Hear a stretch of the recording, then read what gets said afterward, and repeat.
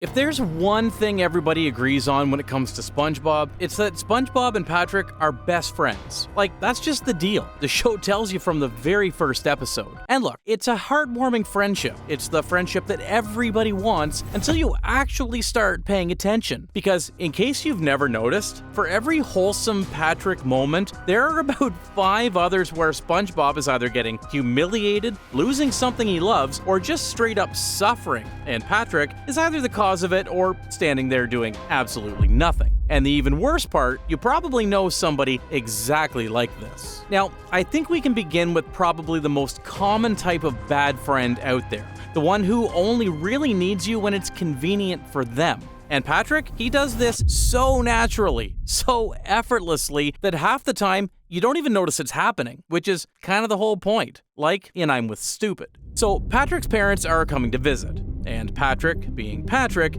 is terrified of looking stupid in front of them. However, SpongeBob, being the world's most loyal friend, comes up with a plan. He'll pretend to be the dumb one. You know, make Patrick look smart by comparison. Parents are impressed, everybody goes home happy. Simple enough, right? Except Patrick gets so comfortable in the bit that it feels like he stops pretending. Patrick, I think your friend might be broken. Yeah, and it would take more than some masking tape to fix that guy. He starts genuinely treating SpongeBob like he's an idiot. His parents pile on, and instead of stepping in to defend the guy who is literally embarrassing himself as a personal favor, Patrick just lets it happen. And the worst part is that by the end of it, Patrick doesn't really register that anything wrong has happened. The only thing he realizes is that he's been laughing with the wrong parents this whole time. Meanwhile, SpongeBob walked into that episode as the best friend and walked out as the punchline. Now, in real life, you've met this person. Usually they call you when they need a favor, or a wingman, or someone to make them look good in front of people who matter to them. And the moment the situation is resolved, you're nothing more than a piece of furniture. It's not necessarily malicious, as in he wants to do harmful stuff to you, and yet that almost makes it worse, because at least if it was malicious, you could honestly get mad about it. But wait, it gets even better in yours, mine, and mine. One day, SpongeBob wants to buy them both a meal. Mr. Krabs, in a rare moment of creativity, puts a toy inside the kids' meal, Patty Pal. Both of them are unreasonably excited about it, I guess as they should be, but Patrick decides he wants to play with it first. Fine, they'll share it later anyway, right? Except Patrick just never gives it back. Every time SpongeBob asks for his turn, Patrick has some sort of excuse. Either he's not done yet, or just a little bit longer, or maybe later. And then at the end of the episode, after hogging the toy the entire time, Patrick eats it. Just straight up eats it, so neither of them can have it. And then he has the nerve to say, Patrick, that's my money. Have you learned nothing about sharing? to the guy who bought the meal.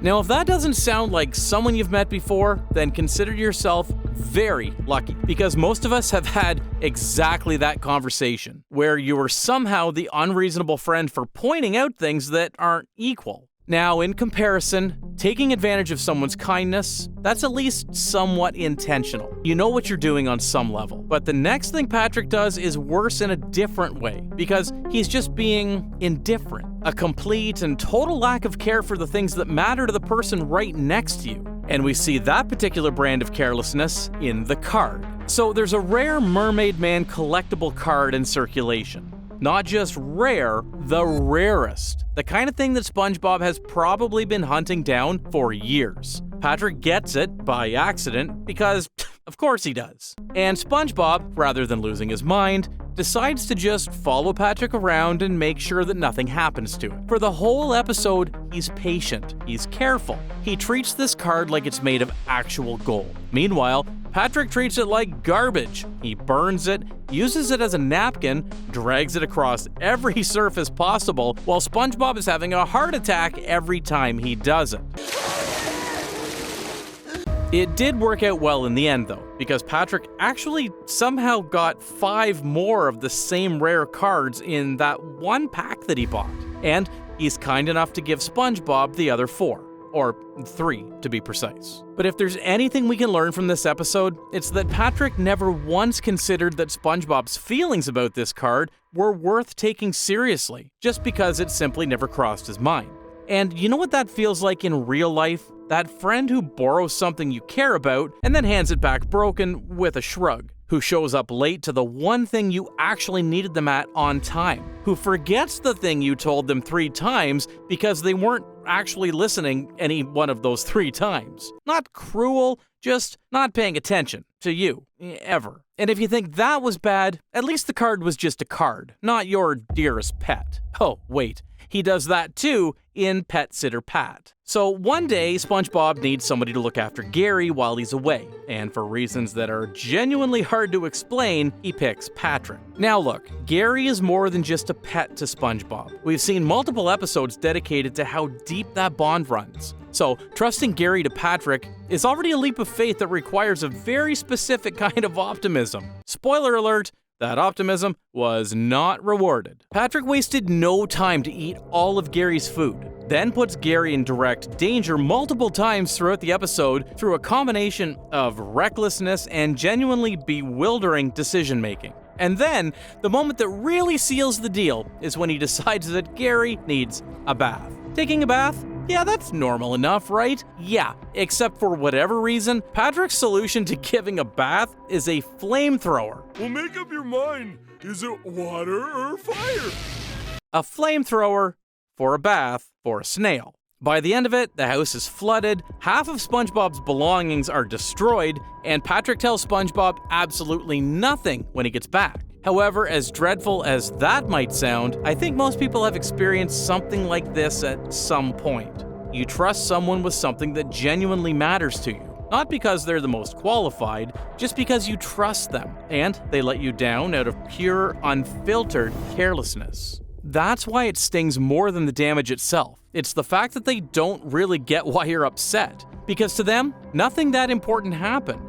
To you, everything that happened was important. That gap in understanding is what makes this type of friendship quietly exhausting over time. And again, at least in those cases, SpongeBob still had his life more or less intact by the end of it. This next one, however, is different, because we're talking about the episodes where Patrick's stupidity actively, materially ruins his day, his week, sometimes longer, stuck in the ringer. And what makes it truly special is that Patrick usually walks away completely fine. So SpongeBob gets stuck in his ringer after a shower.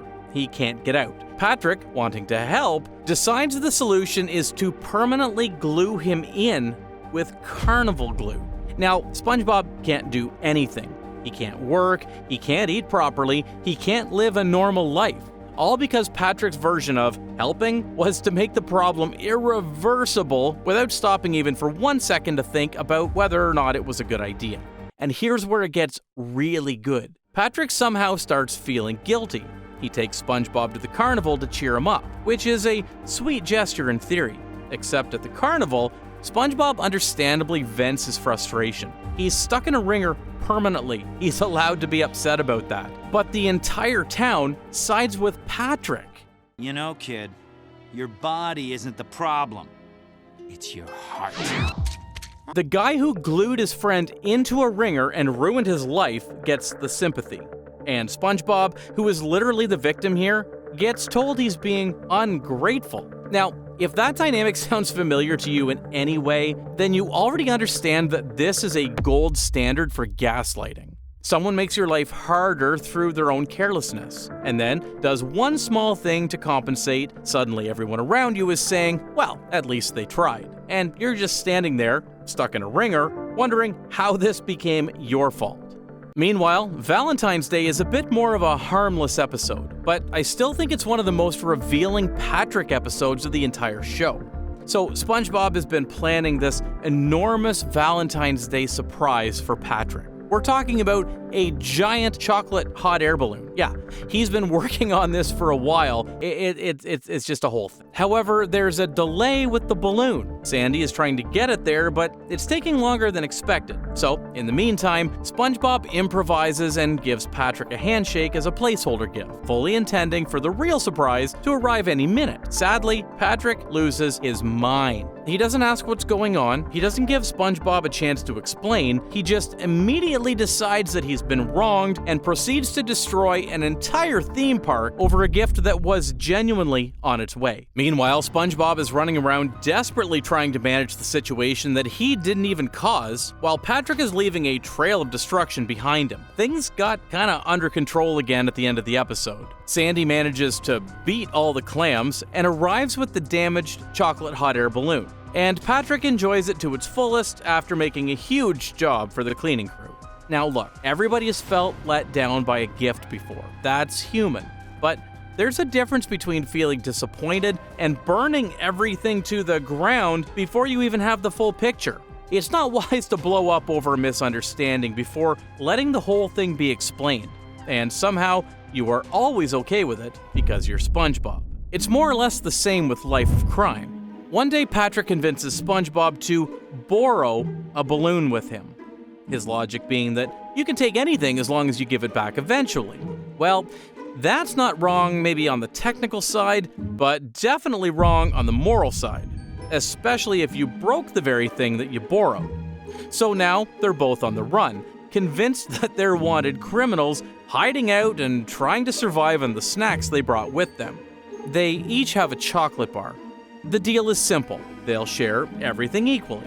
That's the whole foundation of their survival plan.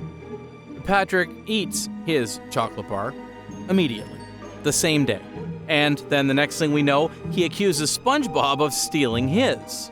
You stole my candy bar! Not because he genuinely forgot, or at least, even if he did forget, the moment SpongeBob tells him what actually happened, the reasonable response should be, "Oh, right, my bad." Instead, Patrick doubles down.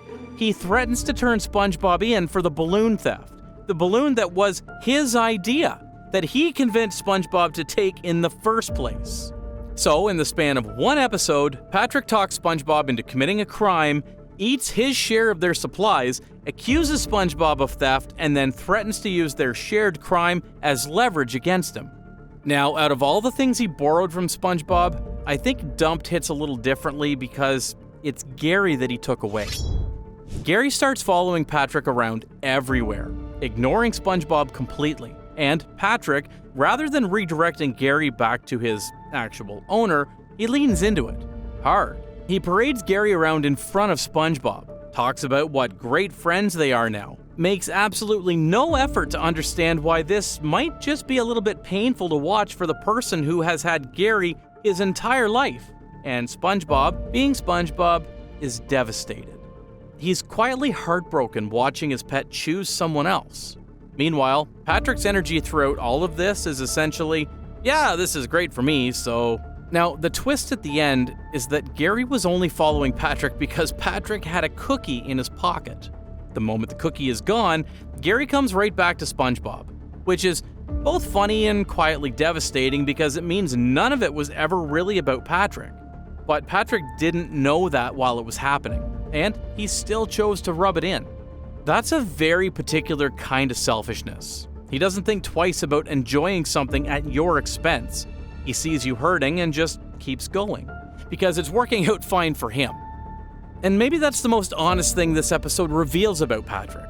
He's not evil. If anything, he just has a very consistent habit of making decisions based entirely on what feels good for him at that exact moment, with very little consideration for what it costs the person next to him, which in some ways is harder to deal with than someone who's just outright mean, because at least it means you know where you stand.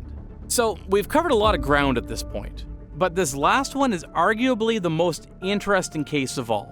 It's what happened when Patrick was not able to handle SpongeBob doing something for himself. Nature pants. Out of, romance and dreams, SpongeBob decides he wants to give up his normal life and go live with the jellyfish. Leave everything behind. His job, his house, his friends, and just exist in nature. Now look, Is this a rational decision? No, absolutely not. But it's his decision. He's not hurting anyone other than him. He's just following something that feels right to him at that moment. And how does Patrick respond to his best friend making a personal choice about his own life? Well, first he cries, which, okay, fine, fair enough. Your best friend is leaving. That's emotional. But then when the crying doesn't work, Patrick decides to hunt him. He chases him through the jellyfish fields. He tries to physically capture SpongeBob and bring him back like a runaway pet. At one point, he said he wants to keep SpongeBob in a jar on his shelf. A jar on his shelf. Now, there's a version of this where you could maybe argue that Patrick just really misses his friend and he doesn't know how to handle it. And sure, that's probably true on some level. But here's the thing. The way Patrick responds to SpongeBob's independence says something really specific about how he views their friendship.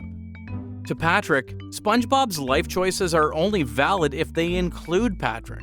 The moment SpongeBob wants something that isn't about their friendship, Patrick takes it personally, as a threat, as something that needs to be stopped. And that's not love, which, honestly, explains a lot about everything we've covered today. Because when you look back at all of these episodes, Patrick has never really had to ask himself what kind of friend he is, because SpongeBob never made him. And that brings us to the most important question of this entire video. Why does SpongeBob keep letting him get away with it? He's not naive as in he's stupid about it. He just genuinely, wholeheartedly believes that the people around him are worth believing in, which is actually one of the most admirable things about him.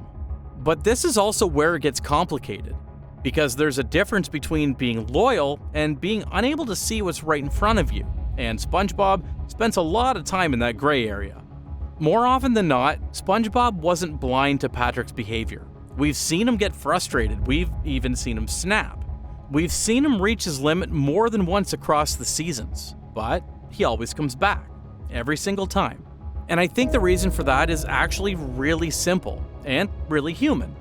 It's not as dark as SpongeBob being forced to stay because he can't leave. However, he stays because the good moments with Patrick are genuinely good. The jellyfishing, the sandcastles, the laughing at nothing for 20 minutes straight. And when those moments are good, they're really good. Good enough that SpongeBob decides the rest of it is worth putting up with. Which is exactly how it works in real life, too. Nobody stays in a one-sided friendship because they enjoy the suffering. Unless you're a masochist, of course, but most of us stay because mixed in with all the taking advantage and the carelessness and the selfishness are the real moments, genuine ones that remind you why you became friends in the first place. And those moments are just frequent enough to keep you there. SpongeBob and Patrick's friendship actually teaches us, and this is the part worth sitting with for a second. When you never push back, when you always forgive, when you make it infinitely easy for someone to treat you carelessly, you're also teaching them that this is okay. Every time SpongeBob shrugs it off and shows up the next day with the same open heart, Patrick gets one more confirmation that nothing really needs to change. And Patrick, to his credit, probably isn't even aware of it. He's not sitting on his rock at night calculating how much he can get away with. He just knows on some instinctive level that SpongeBob will always be there, no matter what. Which means he never has to grow, never has to ask himself any hard questions, never has to become a better friend. Because the one person who could hold him accountable keeps choosing not to.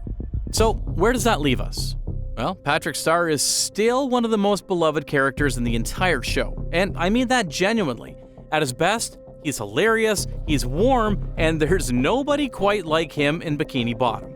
But being lovable and being a good friend are not the same thing, and I think that's the honest takeaway here. When you actually stack everything up, the taking advantage, the carelessness, the life ruining, the selfishness, the possessiveness, what you're left with is a friendship that works really well for Patrick, and works considerably less well for SpongeBob. And look, yeah, SpongeBob is a cartoon, Patrick is a cartoon, none of this is real. But the reason this video exists is because the patterns aren't entirely fictional. You've seen them, maybe you've lived them, maybe you're living them right now. And if there's one thing that's worth taking from all of this, it's pretty simple. The SpongeBob's of the world deserve better than endlessly forgiving people who never have to grow because of it.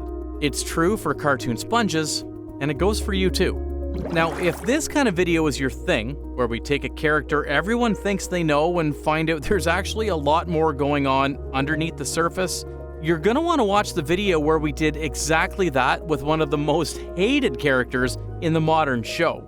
A character so divisive that fans started skipping entire episodes just to avoid seeing her name in the title. That one's already up, so go watch it next. And as always, I'll see you on the next dive.